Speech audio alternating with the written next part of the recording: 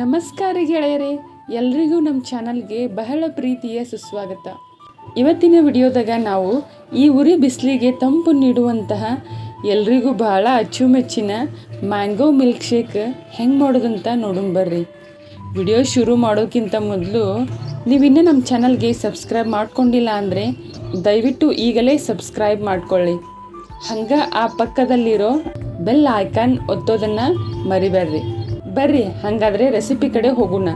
ನೋಡ್ರಿಲ್ಲೇ ನಾ ಇವತ್ತು milk shake ಮಾಡೋಕ್ಕೆ ಚಲೋ ಹಣ್ಣಾದ ಮಾವಿನ ಹಣ್ಣು ತೊಗೊಂಡಿನಿ.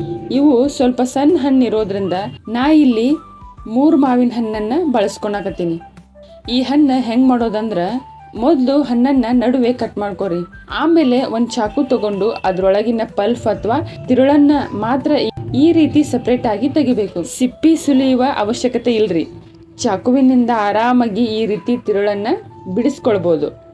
ಇದನ್ನೆಲ್ಲ ಈಗ ಒಂದು ಸಣ್ಣ ತಾಟೊಳಗೆ ಎತ್ತಿಟ್ಕೊರಿ. ಈಗ ಒಂದು ಜ್ಯೂಸರ್ ಜಾರ್ ತಗೋರಿ. ನಾವು ಸಪ್ರೇಟ್ ಮಾಡಿ ಇಟ್ಕೊಂಡಿರೋ ಈ ಮಾವಿನ ಹಣ್ಣಿನ ತಿರುಳನ್ನು ಜಾರ್ ಒಳಗೆ ಹಾಕೋಣ.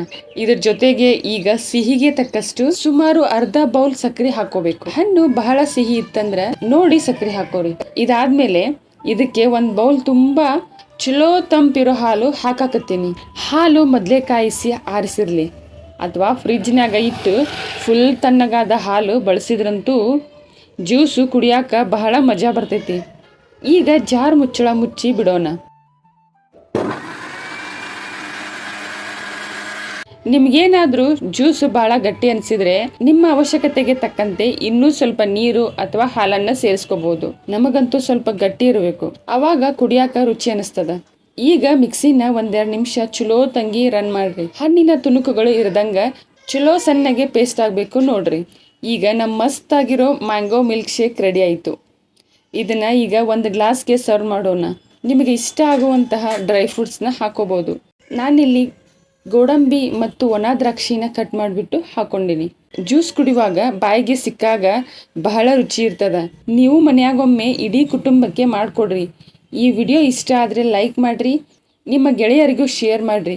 ಮರೆಯದೆ ನಮ್ಮ ಚಾನಲ್ಗೆ ಸಬ್ಸ್ಕ್ರೈಬ್ ಆಗೋದನ್ನು ಮಾತ್ರ ಮರಿಬೇಡ್ರಿ. ಧನ್ಯವಾದಗಳು.